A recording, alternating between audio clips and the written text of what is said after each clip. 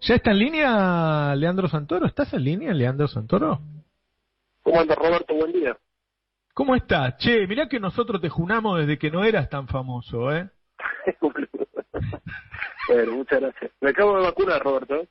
Bien, qué lindo. ¿Cuántos años tenés vos, Leandro? Yo digo un poquito con que soy más pendejo, pero la verdad que tengo 45. Parecés menos, es cierto. Es cierto. Sí, sí.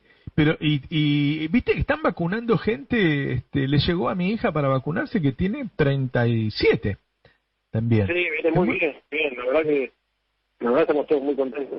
Y bueno, me parece que esta semana va a ser fuerte, todo este mes va a ser muy fuerte porque se pronostican 14 millones de vacunas que entran, así que creo que el dinamismo del programa de vacunación va a hacer que dentro de poco tiempo estemos todos un poco más aliviados. Leandro, viste que ahora está eso de que con las vacunas no alcanza? Creo que el primero que lo dijo fue el Cadete. ¿No? Es como Cristina, ¿no? Sin las vacunas no se puede, pero con las vacunas no alcanza. ¿Y qué hace falta además de vacunas para que vaya bien en las elecciones? Eso para controlar la epidemia, porque son dos preguntas distintas.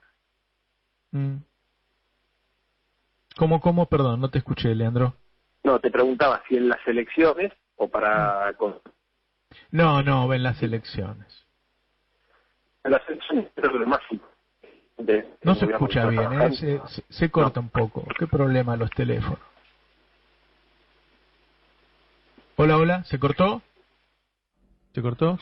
Sí, bueno, llamémoslo de nuevo. Trabada. A ver si tiene... Yo voy a decir una cosa, ¿no? Con el peronismo los teléfonos andan mal. ¡Upa!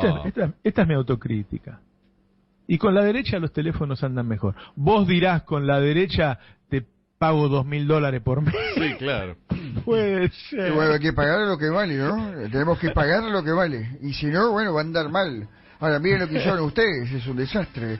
Hicieron enojar. Andan mal los teléfonos, hace 1 año y medio que llegamos, nada. Y bueno, más. pero Roberto, hicieron enojar al que baja la palanca. Y bueno, te baja la palanca y no se andan más. Hay que tratar bien a esa gente, ¿no? Trata bien a Clarín, Roberto. Escuchame una cosa. Vos fuiste contacto directo del diputado López. Tenías que aislarte y te subiste un avión con un montón de gente. No, pero no. Fui contacto estrecho, pero no tan estrecho. ¿Vos imaginás semi-estrecho si hubieras sido el presidente en pandemia? Te imaginas, me pongo a pensar y digo, igual no fue contacto estrecho. Yo no soy tan estrecho, ¿eh? ¿No? Ahí está Santoro de nuevo. ¿Estás, Leandro? Sí, Roberto, muchas gracias. Perdóname la comunicación. ¿Qué opinás vos que por dónde pasa la cosa para hacer una buena elección? Mira, a ver, está claro que el gobierno tiene un problema enorme con la pandemia para poder cumplir con su contrato electoral. Creo que hay toda una discusión que hace a la subjetividad, a la comprensión de este fenómeno, a la explicación concreta sobre cuáles fueron las restricciones que tuvimos como gestión para poder alcanzar esos objetivos de llenarle la heladera a la gente, de poder reactivar más la economía de lo que nos hubiese gustado. Eso me parece que hace muchísimo el resultado electoral, que la gente tenga una definición sobre lo que pasó o tenga otra.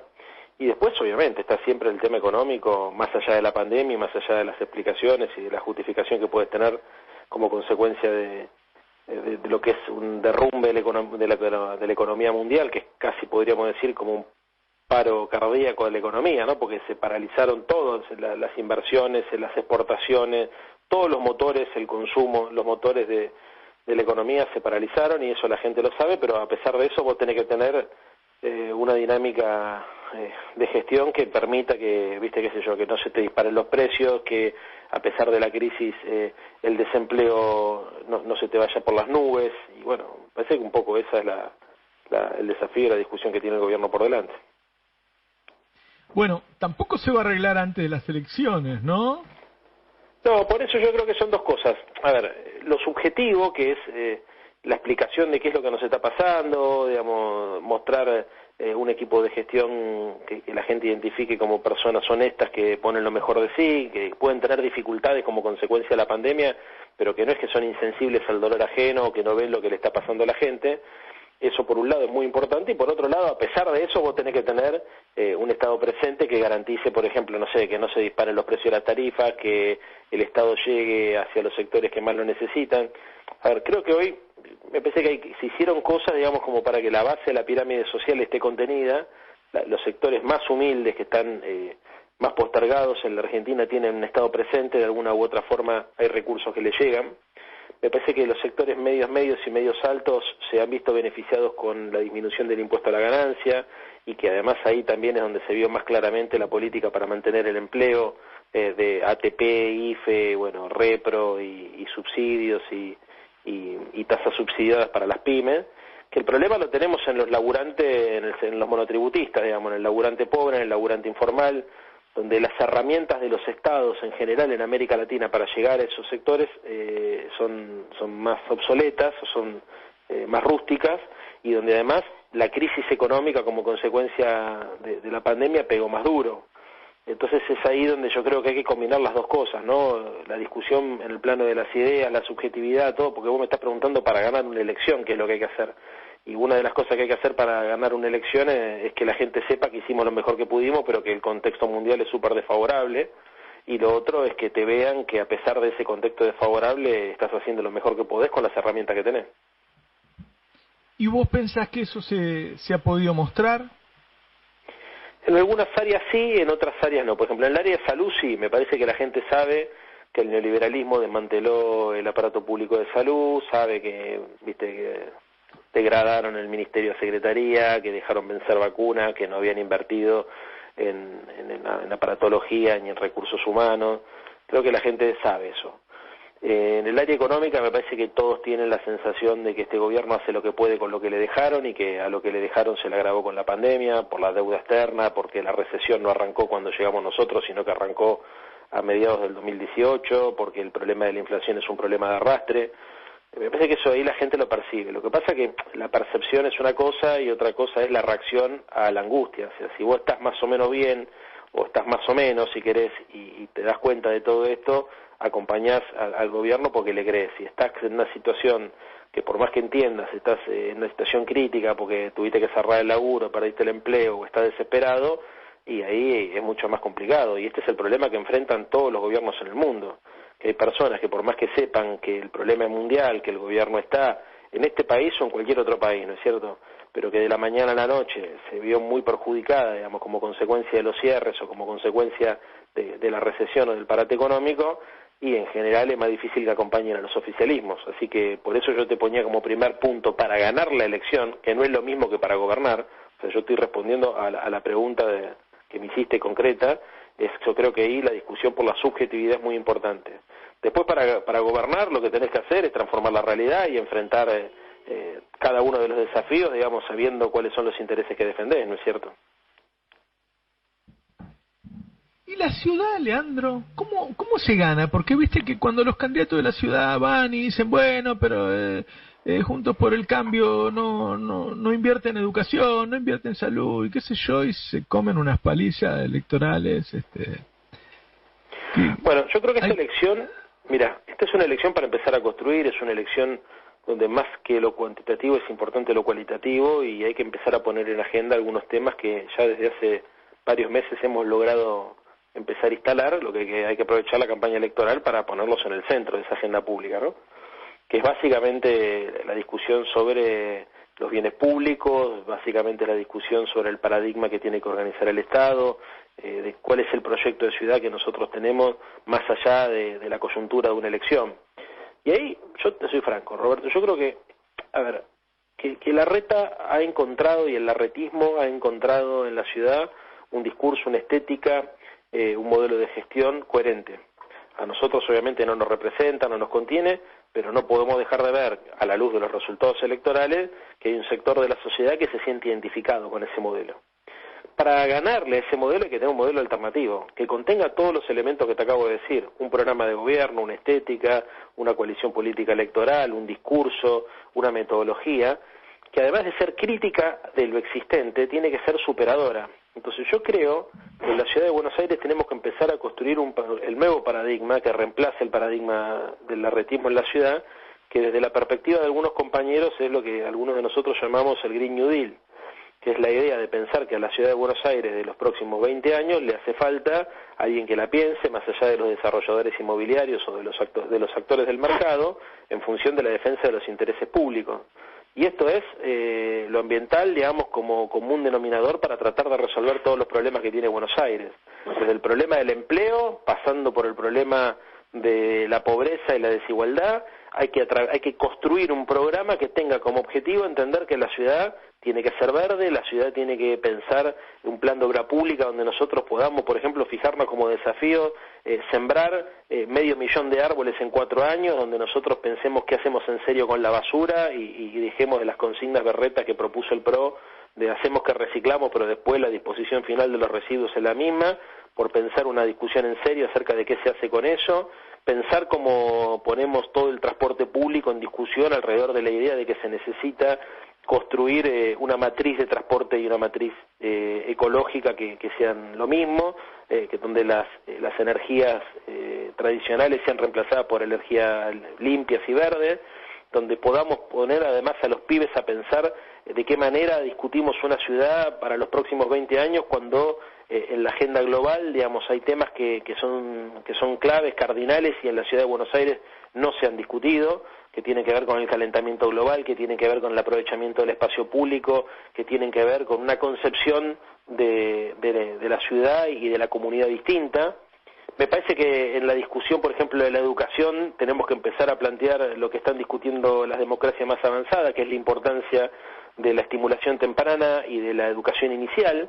Es un lugar donde la ciudad de Buenos Aires hace agua por todos lados, porque una de las promesas de Macri fue hacer 3.000 jardines de infantes, y uno de los principales problemas que tiene la gestión local desde hace por lo menos 10 años son esas famosas 24.000 vacantes que se necesitan, donde la educación inicial es donde más se siente, y es paradójicamente donde menos se invierte y donde más se necesita, porque si pensamos un paradigma alternativo de educación, una de las cosas en las cuales coinciden todos es que en aprender a aprender es donde está la clave de todo, y mucho más en los sectores vulnerables, donde se necesita más esa estimulación temprana para garantizar condiciones igualitarias de aprendizaje, ¿no es cierto?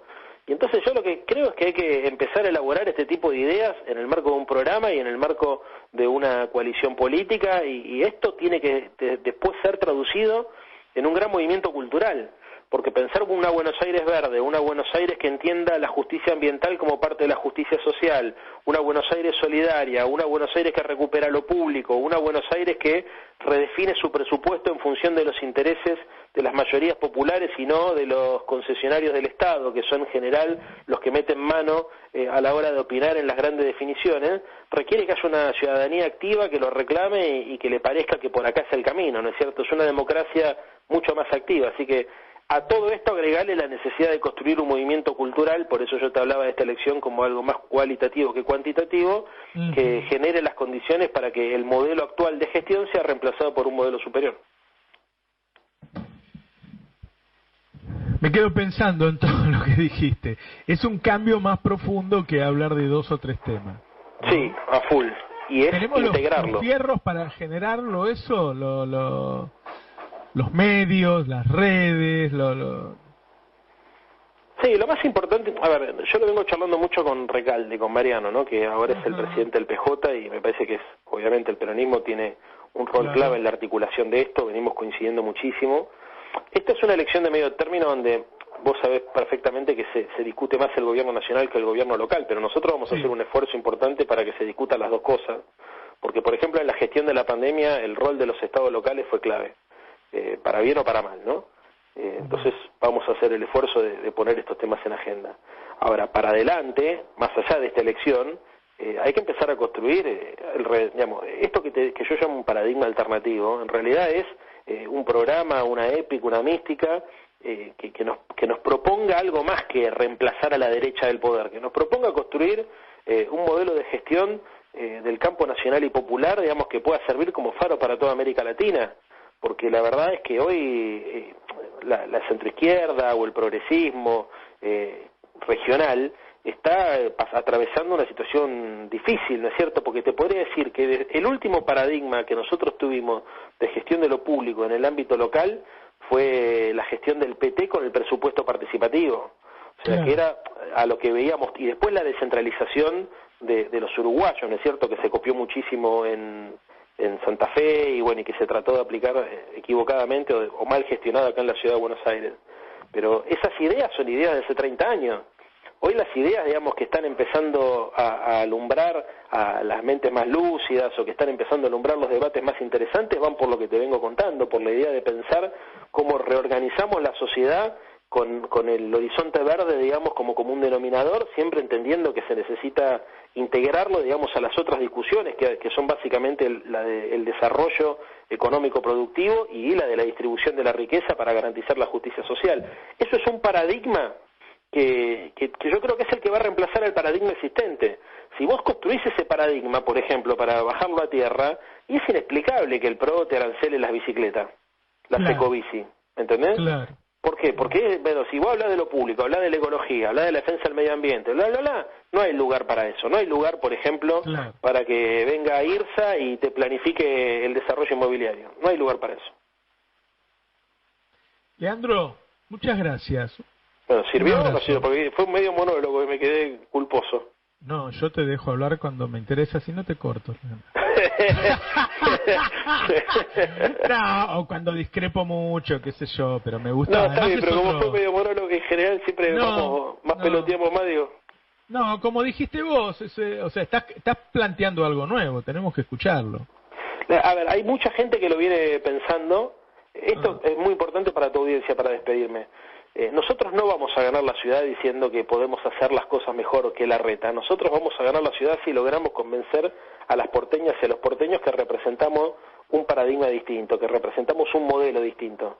Yo quiero que cuando nosotros gestionemos la ciudad de Buenos Aires, 4 años después, vos la veas desde arriba, en una foto aérea, y veas más verde, más árboles. Creo que cuando nosotros gobernemos en la ciudad de Buenos Aires, podamos dar cuenta de la cantidad de puestos de trabajo que creamos y podamos dar cuenta de cómo hicimos para incidir sobre el índice de desigualdad. Creo que hay que buscar formas, ¿viste?, para que estas discusiones se integren en un único programa y que, obviamente, o sea, que sirvan para resolver problemas concretos, pero que también sirvan para orientar a las compañeras y a los compañeros en la construcción de lo que yo creo que está faltando, que es un gran paradigma superador de la centroizquierda, de la izquierda democrática, llamarlo así, que pueda enfrentar al neoliberalismo más allá de las críticas como consecuencia de los errores que genera, o de los errores que generan, o de las políticas que generan las visiones neoliberales, y por ahí viene el camino. No, me gusta. Un abrazo, Leandro. Abrazo. Chao.